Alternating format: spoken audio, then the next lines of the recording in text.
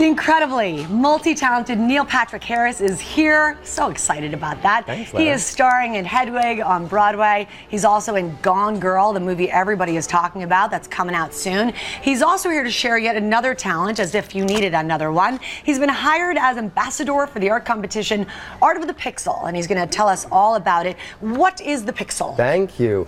Well, the Pixel is a small little dot that's used in TVs now. Yes. LG is a great company, has asked me to be a partner with them. It's called the Art of the Pixel competition. They've asked students from around the world in art schools to submit digital media that would look great on these amazing new technological TVs. So they've gotten 9 students, one from 9 different art schools, and you can go online to lg.com and vote for your favorite, and they win money, and the schools win scholarships. And it's really just to show off these unbelievable Ultra HD, and the OLED TV technology now is astonishing. And so I think now the digital art world can start using a bigger canvas, you know what I mean? Are you an artist yourself in that regard? I'm not really an artist. I'm more of like a collector of contemporary art and stuff.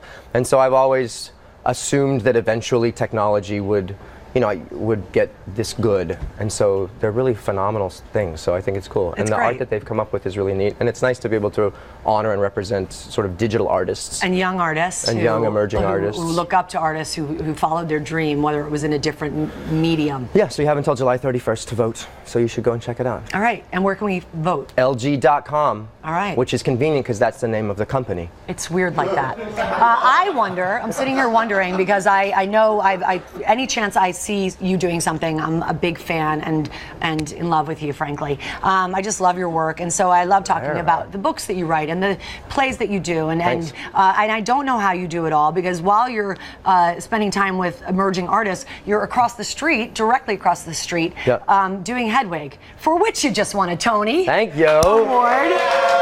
Thank you. And not that I would forget that, but give me your hand. Not that I would forget to mention Hedwig, but it's hard to miss when you notice that look at these. You're wearing your glitter nail polish. Thank you. We put it on yesterday, and I remiss to take it off for at least a few days.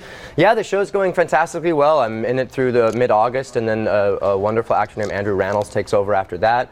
It's like a crazy rock and roll tour de force kind of role, and I've been having a blast doing it. It's killing me. It's slowly crushing me physically, but that's why we act. Is it the hardest thing you've ever done, you know, in all the things? Yeah, it is, because when you're first rehearsing it, you're learning about it, and then when you're first performing it, you're sort of shell-shocked, and so you have to sort of maneuver your way through it, and yet you're also trying to be Iggy Pop and be sort of spontaneous punk, and with that comes, you know, flailing and doing it differently every night, and different improvisation things that happen, and she's such a crazy, angry, fractured person that I get to, it's a little bit of an opiate at this point. It's like a lot to get into with the physical therapy and the exercise and the makeup and getting ready for it, and then once you're doing it, you're in this wonderful kind of 100 minutes of insanity. And you told me right when the show was starting you were not going to use an understudy. You just didn't feel you could. Have you stayed true to the word? You haven't missed a show? Yeah, I haven't missed a show yet. We just did with previews in, we're like at a show 105, so it's good. But the nice thing about Hedwig is she's doing a one-time performance is the conceit of the show, and it's rock and roll. So if she's a little scratchy or a little under, that's okay too. Yeah, it just makes her more angry. Which I can tell you, having seen the show, is actually really fun. But I care about Broadway and it being really good every time you want to see a show. That's why you come to New York and see these things. So it's in my best interest to be skinny and angry and vocally on point. And we have a question for you from one of your many, many fans out there. Jessica Portillo on Twitter asks you, how do you prepare yourself before a show, and do you get nervous still? Second part first. I'm not really nervous. I just get more adrenaline rush. I don't get too confident, I think. If you feel like you're going to be really good, that's when I tend to slip on my heels. There's a lot of ritual before the show. I have usually a vocal warm-up.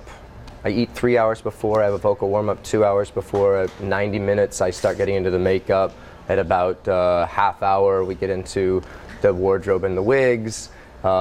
So it's a lot. I'm there many hours before the show starts, and it takes about an hour to recover.